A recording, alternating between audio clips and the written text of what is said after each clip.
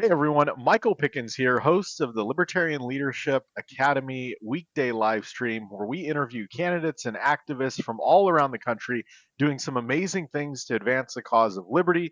Today we have Matthew Laszacs running for U.S. House District 2 all the way in North Carolina. Matthew, welcome to the show.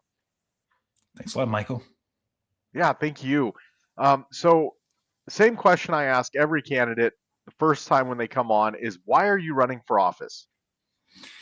So this is my third campaign. I ran for NC Senate back in 2022, 2024. I ran for North Carolina House here in Cary, where I live in North Carolina in the Raleigh-Durham region in Wake County. And really what it boils down to is that my wife and I were talking back in 2022. We were just not very happy with the quality of conversation that we were hearing from political candidates, from politicians, in the news media. And my wife is the one that said, "Hey, look, we just can't sit here and complain. We have to do something about it." So I decided to. I've been working with libertarians, for years. I've been a libertarian since the mid 2000s here in North Carolina, and I've done things, as a volunteer for the Libertarian Party in the past. But 2022, I decided to make my first run with Wake LP, and here I am on my third campaign, and really the reason I'm here is that elections are about more than just winning; they're about advancing ideas. And as my wife said, we just can't sit on the sidelines; we have to participate. I think this is a good way for if I'm not happy with the candidates that I was seeing, I can go be the candidate that I'd want to see in an election. Somebody that, doesn't just depend on platitudes and, kind of base boiled down statements, just have a actual, legitimate conversation around classical liberalism and to have a chance to engage with people on how libertarians and classical liberal solutions can actually work to make their lives better where they are now in the times that we live in now. So that's for the most part, that's why I'm running. Yeah, well, that's awesome. I think that's really the purpose of libertarians running for office is to educate and inform the whole mass of the people because they are the only sure alliance for the preservation of our liberty. That's obviously Thomas Jefferson who said that. And going out there, and obviously this is your third time running for office, what have you seen in the shift of the conversation going from maybe the Republican and Democrat candidates that have very vague solutions to where your solutions require less government and are maybe more specific? I think the difference is that there's a much more of a willingness for people to engage with classical liberal ideas and with libertarian ideas now than there has been in the past.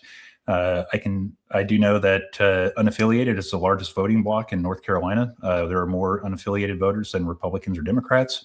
That tells you something about kind of the shifting demographics and the shifting political landscape here in North Carolina specifically. I don't know if that trend extends to the rest of the country, but here in North Carolina, you're seeing a lot of movement away from the traditional two parties. Now, those folks still by and large vote for a Republican or a Democrat, but it still presents an opportunity for us to engage with folks and find more people that are willing to listen to different arguments and more substantive arguments. And I think you kind of hit the nail on the head that I think if you look at a lot of candidate websites, for example, they're full of aspirational ideas. They're very ideological in nature and not very specific. And I understand why candidates do that because you have limited opportunities for people to kind of get to know who you are.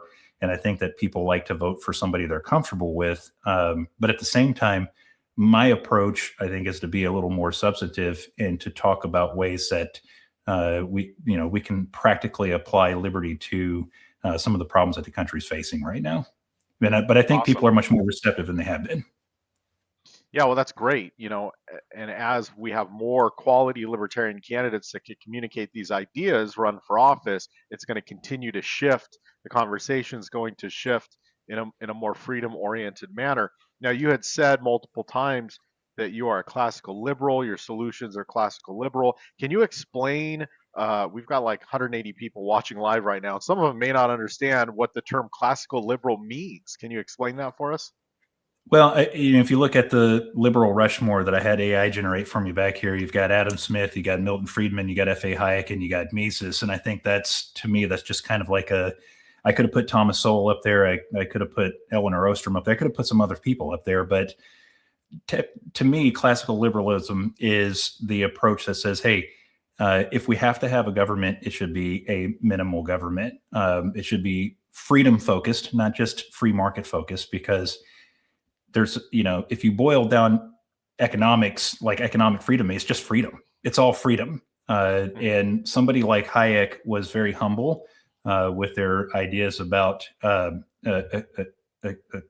economics.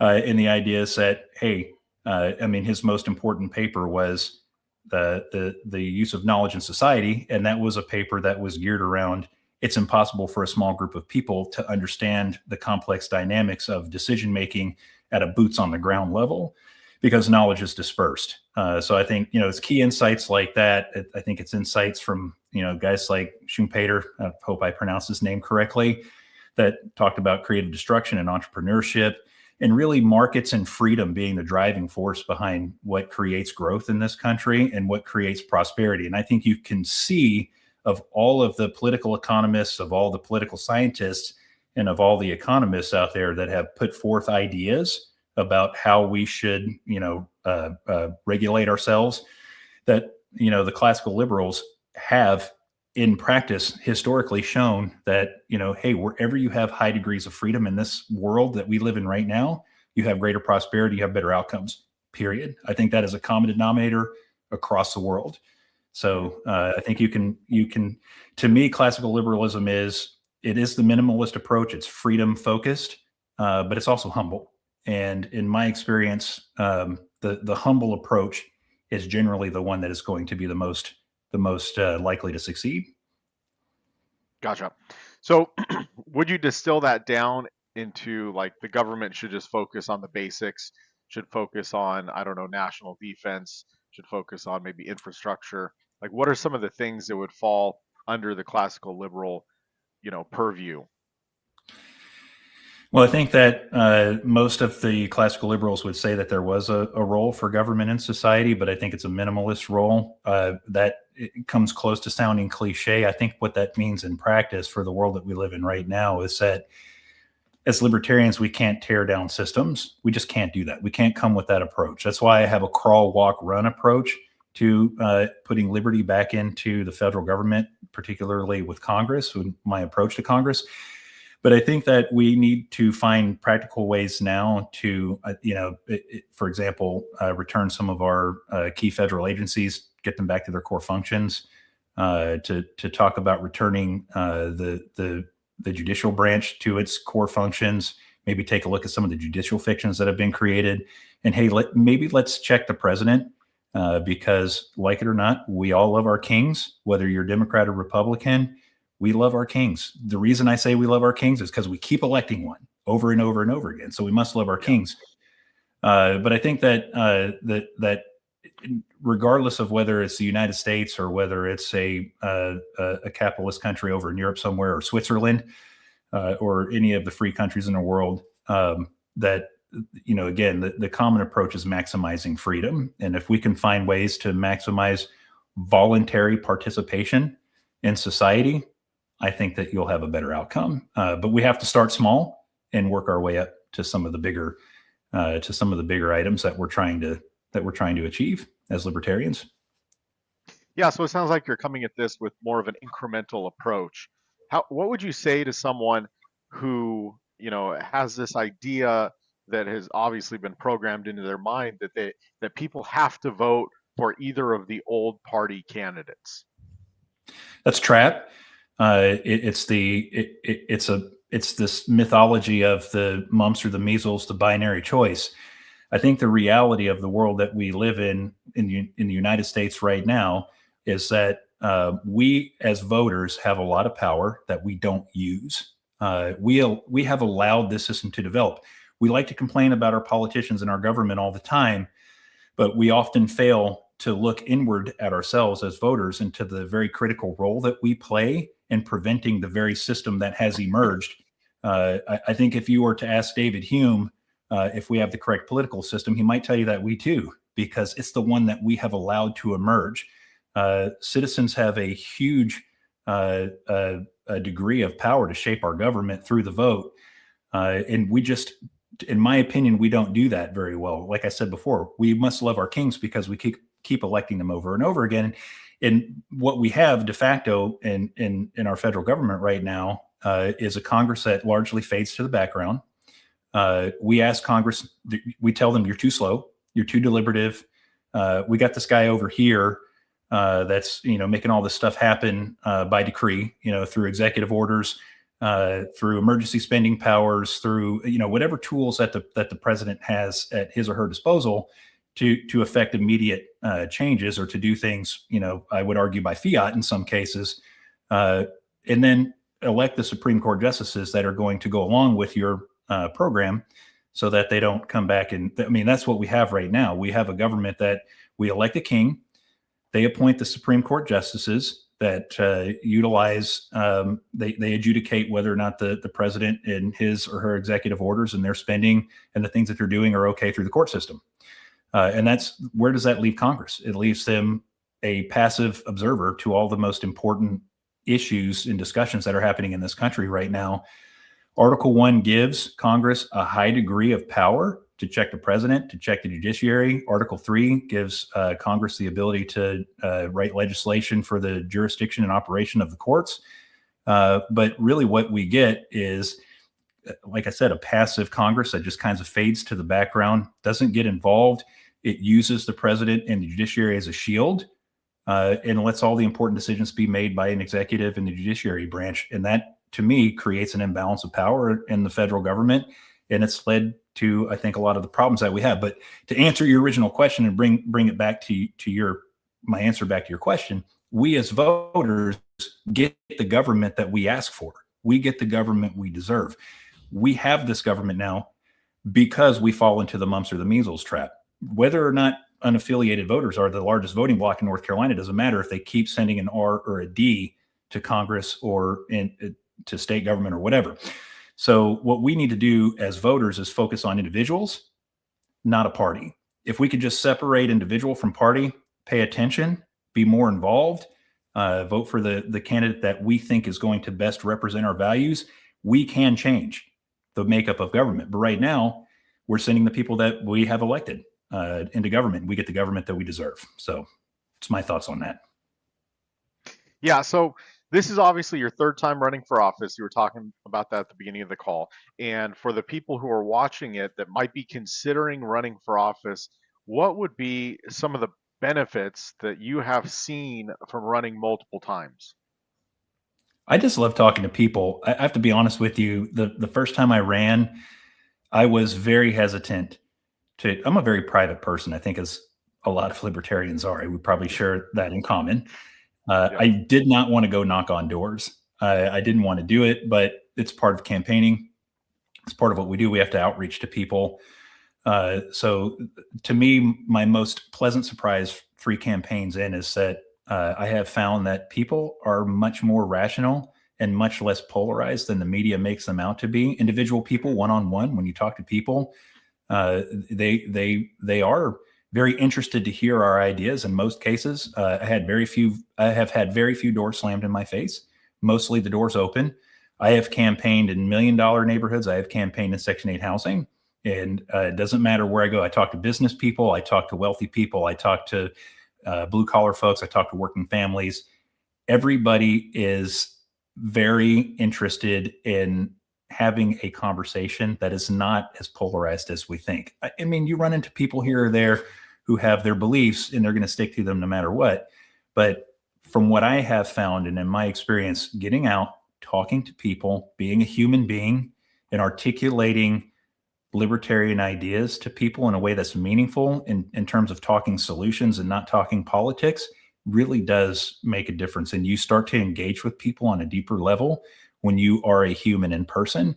So I'm a big believer in the in-person hitting the street aspect of this, because I think you will all find that you will be pleasantly surprised by the quality of the conversations that you have and the quality of the human beings that you meet just walking around out there in the world. it's the media would like to portray that it's this team against this team, but it's really not like that. People aren't like that in real life, and I've been very satisfied to learn that. Awesome. How would you say you've grown personally, professionally over these 3 campaigns that you've had? Well, I've been humbled first and foremost. Uh, you know, I think the most important. I said it before with one of the reasons I love Hayek. One of the reasons I love Bruno Leone and the Mont Pelerin in classical liberals is that they take the humble approach. We learned much more when we came to terms with the fact that the Earth was not the center of the universe, and that human beings, probably the human centric and the us first approach typically is not the right approach. That the humble approach tends to be the correct approach. I have been humbled not only in campaigning but in my career. If we go out there in the world and we're the smartest man in the room and we're holding on to these ideas that we believe to be sacrosanct, somebody's going to come along and they're going to say something to you in a way that you haven't heard it before, or they're going to bring something to your attention that you haven't heard before, and then your mind is going to change. It's one of the greatest experiences you can ever have, is having your mind change, especially on something that you really had a firm belief in. So shedding, as a libertarian, I have shed some of the beliefs that I held, from a teenager and from my early adulthood. And it has been for the betterment of me, but I've also, really tried hard to dive into things like socialism, things that I have very strongly come out against in the past, and really understand where people are coming from with some of these ideas. And I have grown that way, both intellectually as a human being, as a person, and that has been immensely satisfying to me.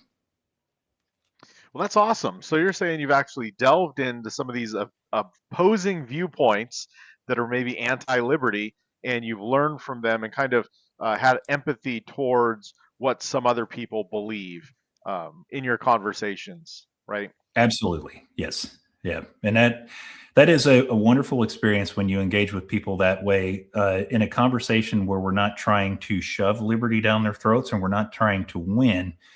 The idea is to talk to each other, to understand each other, and to have a conversation first and foremost. And when it becomes conversational and not adversarial, it's not even that you're learning from me; it's that I'm now learning from you, and that is where the conversations get deep and meaningful.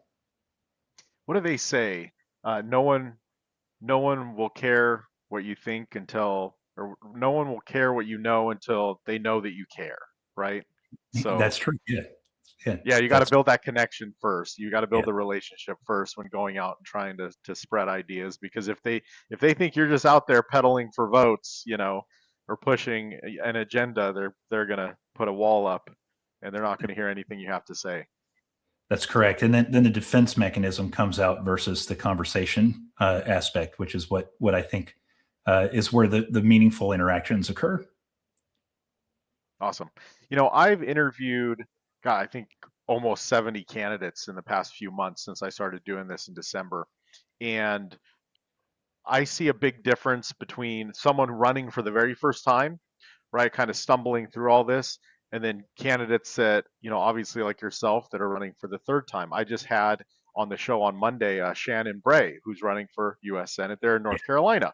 And yeah, it's like the candidates who have ran multiple times, you sound like you have your shit together, right? A- And but it comes at the expense of running your first time when you don't really have your stuff together, right? So that's really inspiring, especially for those of you watching right now. We're up to like 452 people. Like, you've got to just put yourself out there for the very first time. And what I say in my training is you got to release crap 1.0 to get to mediocre 2.0 to get to good 3.0, right? You just have to go out there and learn from your experiences and make those mistakes, which they're not really mistakes. If you learn from it, they become lessons, and you become better and better and better. Do you plan on continuing to run no matter what happens in November? I do. I've Awesome. found that it's addictive, right? And I for me, what's so gratifying about running as a candidate is that again, as libertarians, a lot of times we're very private people. We don't like to get out there and engage a lot of times.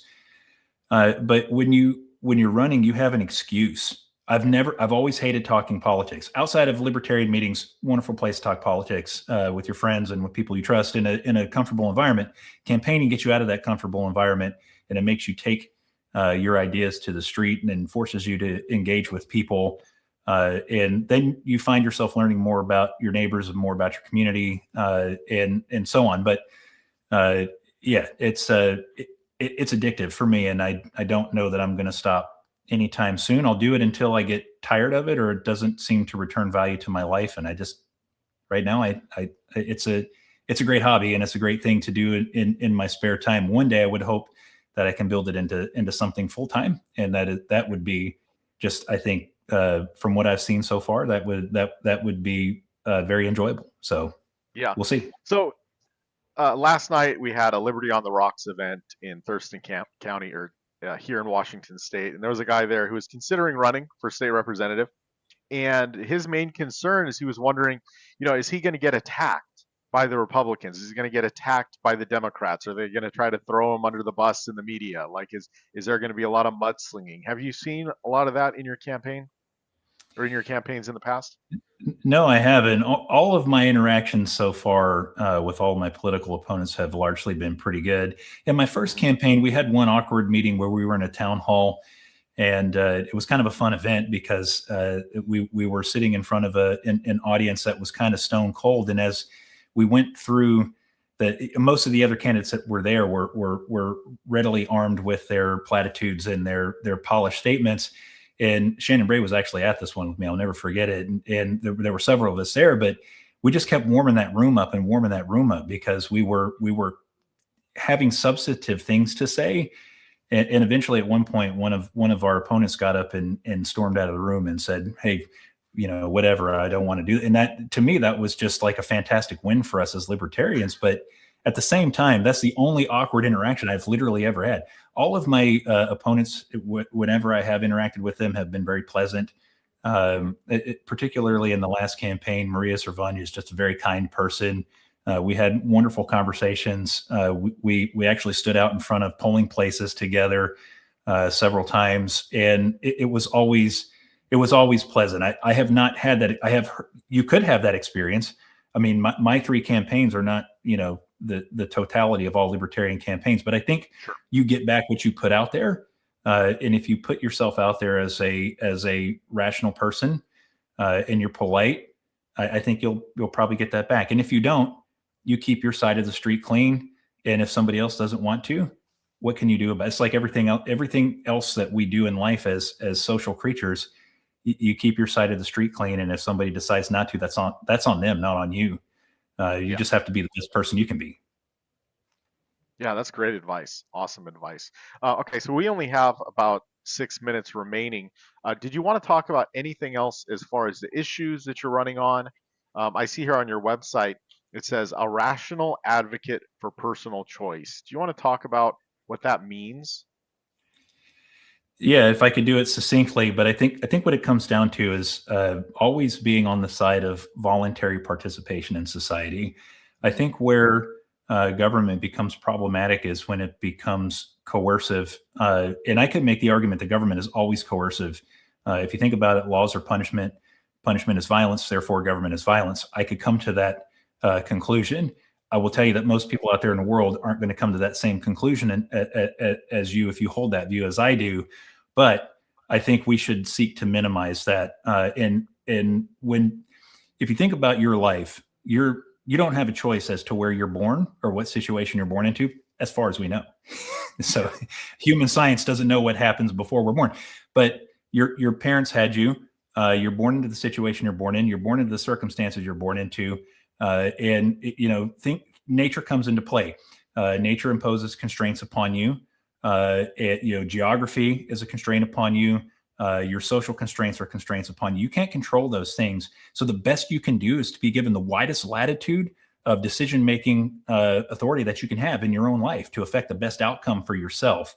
And when government imposes artificial restrictions on you because we're born into a constrained world to begin with. So when your fellow Americans impose restrictions on you and make your life more difficult, I don't think that that's fair. I don't think that's what we should be doing as a society. I don't think that's the proper function of government. I think government should be first and foremost one that protects liberty. And I think if you look back at how the framers created the Constitution and how the founders created this country, it was first and foremost a country made with the Bill of Rights to protect our ability to choose the best path for ourselves and our families, period, hands down.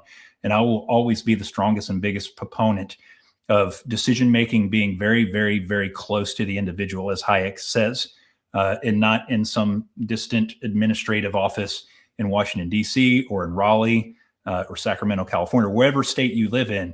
Decisions are best made where the most knowledge is held, and that is at the individual level, closest to the individual. And that is why I am a huge proponent of choice in all things when it comes to government. Government should be empowering choice, not restricting choice.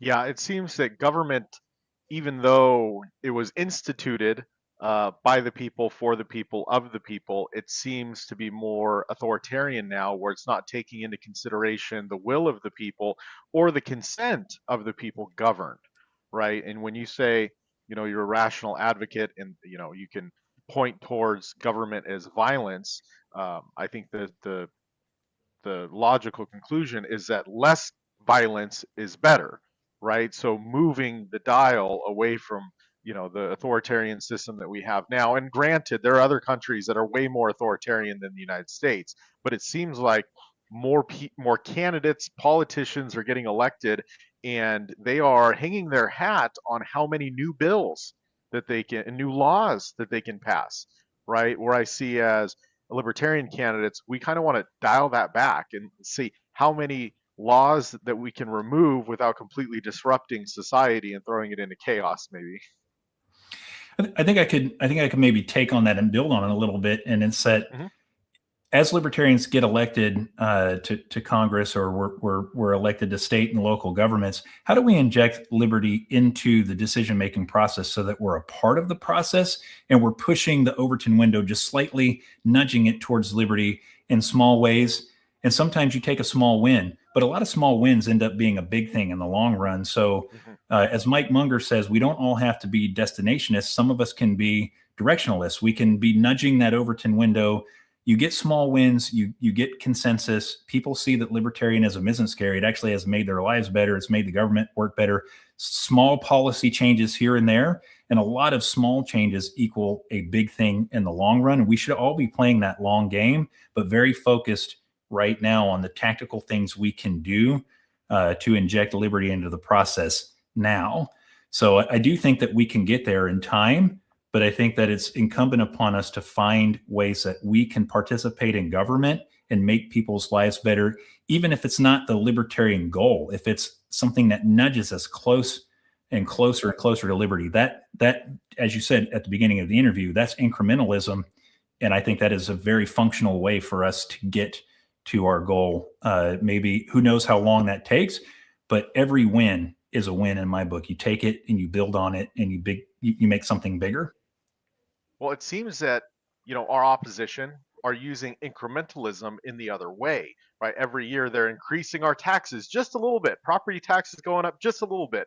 Rules and regulations on insurance and some other things are costing us more money every single year. Look, gas prices are continuing to go up based on incremental, uh, you know, movements in the wrong direction as far as policy goes, right? So they're using that same tactic against us, and it's getting worse. And now the compounding result of that is very bad. Look at what we're paying at the gas pumps. Look at the grocery bills that we have.